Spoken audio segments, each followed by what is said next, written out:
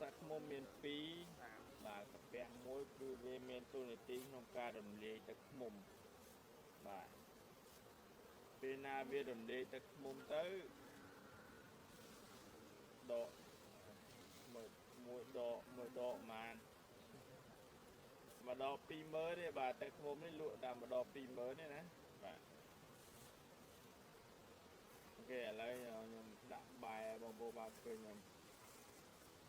បាទអញ្ចឹងខ្ញុំបញ្ជាក់ឡើងវិញណាទឹកឃ្មុំដែល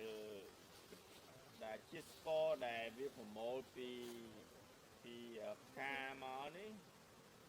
គឺកាពះឃ្មុំវារំលាយអញ្ចឹងរំលាយនេះយើង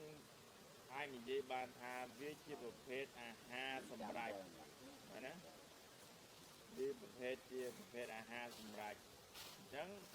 ពេលណាដែលយើងបរិភោគវាចូលទៅក្នុង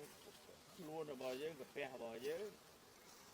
វាអត់ត្រូវការរំលាយអាហារនឹងទៀតពីរំពេងរបស់មនុស្សទេ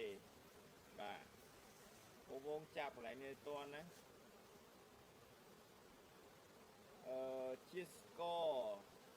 ដែលផ្អែមនៅក្នុងទឹកឃ្មុំឆៅបាទខ្ញុំបញ្ជាក់ទៀតគេលោកបងប្អូនអត់ចាំគេលោកបងប្អូនថាទឹកឃ្មុំដូចតែគ្នាមិនមែនទេទឹកឃ្មុំមិនមែនដូចគ្នាទេទឹកឃ្មុំគឺវាខុសគ្នាវាអត់ដូចគ្នាទេទឹកឃ្មុំឆៅជាប្រភេទទឹកឃ្មុំដែលផលិតឡើងដោយសត្វឃ្មុំអត់មានការកែច្នៃទេឬក៏គេហៅភាសាអង់គ្លេសថា raw honey អញ្ចឹងកាលណាវាអត់មានការកែច្នៃទឹកឃ្មុំនឹងវាមាននៅអង់ស៊ីមដែលជាដែលវាដើរតួនាទីសំខាន់បំផុតអត់យកអត់ទេតយក4ដបបានហ្វ្រីបាទ4ដបបាន